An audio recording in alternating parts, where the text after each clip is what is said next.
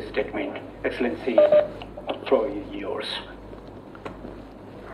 His Excellency, Mr. Pradeep Kumar Gayawali, Minister of Foreign Affairs of Nepal and Chairman of the informal meeting of SAARC Council of Ministers.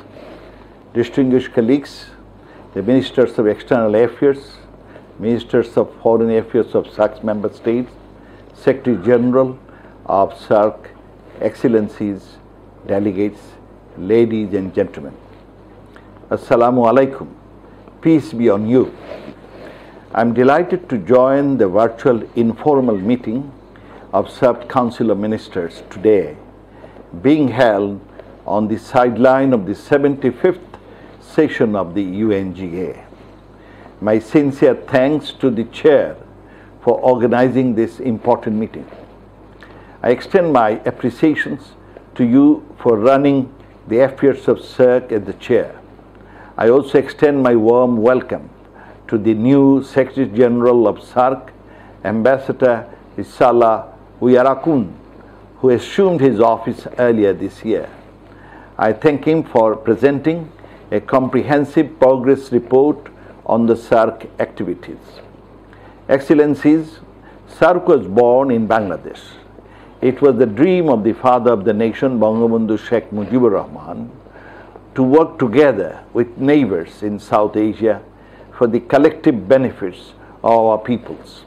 Regional cooperation has since been an inherent component of our foreign policy priorities. As a founding member of the SAARC movement, Bangladesh recognizes the immense potential in strengthening the regional cooperation in South Asia. Bangladesh had always been proactive towards any opportunity in building trust and friendship with the neighboring countries for peace, progress and prosperity. As we are celebrating the birth centenary of the architect of Bangladesh independence, the father of the nation, Bangabandhu Sheikh Mujibur Rahman, this year we further reaffirm our strong commitment to strengthen the SAARC Forum as a common platform in South Asia for effective regional cooperation. Born in Bangladesh as a legacy of the vision for regional cooperation, the father of the nation, the SAARC emerged as a wonderful regional organization that must be able to deliver benefits for the peoples of South Asian region by overcoming the challenges it faced with. Mr. Chairman, today we are meeting virtually at an unprecedented moment when our beloved planet is severely affected by COVID-19 pandemic.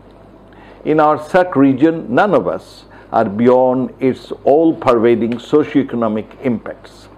While appearing as a global health crisis at the initial stage, COVID-19 pandemic unleashed socio-economic turmoil leading to reduced employment, increased poverty rates, exaggerated food security issues, closure of many businesses, social unrest, and so on. During this critical period, SAARC Forum is indeed an appropriate platform for us to work together to seek common solutions.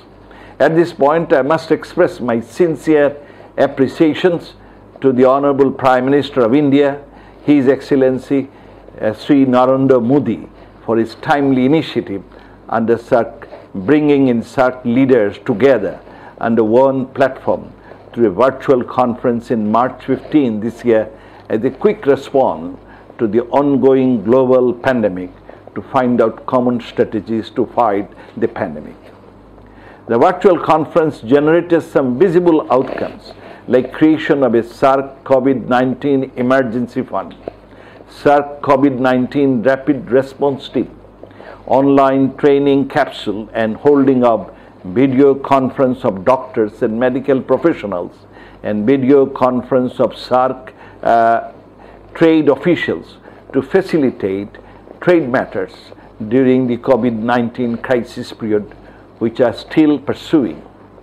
I would reiterate the proposal made by the Honorable Prime Minister Sheikh Hasina at the virtual conference of the leaders to establish a SAARC Public Health Research Institute to study and find out solutions to similar public health threats in future in our region with the support of all member states of SAARC. I am happy to inform the meeting had a concept paper on the proposed institute is at the final stage as prepared by the concerned government department of Bangladesh, which will be circulated soon through the Secretariat for consideration of member states. Dear friends and colleagues, it is high time to carry forward the dynamics and the spirits of cooperation that was created by the virtual conference our leaders further ahead by us for the common welfare of our peoples by leveraging the resources of SAARC system. We strongly feel that in our efforts for the post-COVID-19 recovery, we must take advantage of the SAARC forum, and there cannot be any better opportunity than now. We must work out innovative devices to working together at the policy level.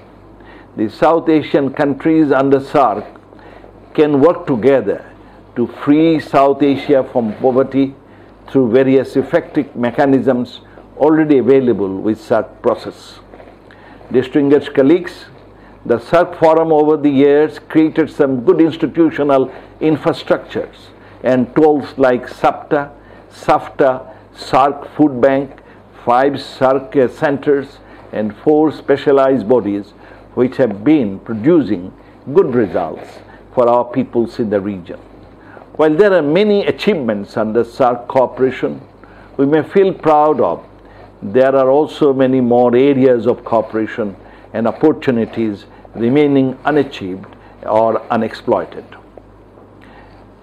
SAFTA list of negative products is required to be reduced to make it fully functional. Connectivity remains an area where we have very little progress. There are other areas indeed. Vision of our leaders as expressed in the 18th Summit's declaration for building an integrated South Asian Economic Union remains unachieved. The list will be longer indeed. The COVID-19 pandemic presents us with an opportunity which in the long run will lead us to look back and reflect what had worked and what did not. We may sit together and examine if we need to review, restructure, and revitalize the organization to produce fast and smart results.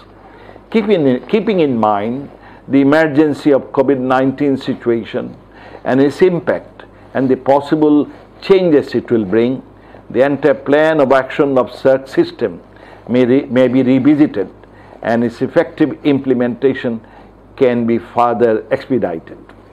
COVID-19 will unfold many new opportunities with new areas of cooperation, while many existing sectors might either disappear partially or totally or lose relevance as before. At the same time, many sectors like food and agriculture sectors, public health cooperation, cooperation in ICT sectors, tourism, trade, and investment are likely to require more focus during the post-COVID-19 period. Mr. Chairman, Excellencies, ladies and gentlemen, to conclude, let me reiterate that Bangladesh attaches high importance to regional cooperation in South Asia. We are committed to further strengthening our relations with the South Asian countries and will do everything possible to foster sustainable development, social progress, peace and stability in the region. I would therefore urge upon the meeting to consider resumption of some mechanisms that have been dysfunctional since the 18th SAARC Summit. The Standing Committee comprising of foreign secretaries has not been meeting for last 4 years since 2016. They have an important job to do. In absence of high-level meetings, there can be a special session of the Standing Committee soon to regularize many administrative and financial matters recommended by the Programming Committee during the last 4 years, and they may recommend appropriate measures to be taken by higher authorities. The Secretariat may arrange the meeting back to back when the programming committee sits for the next session, either in real time or in virtual format, as the case may be, depending on the COVID-19 situation.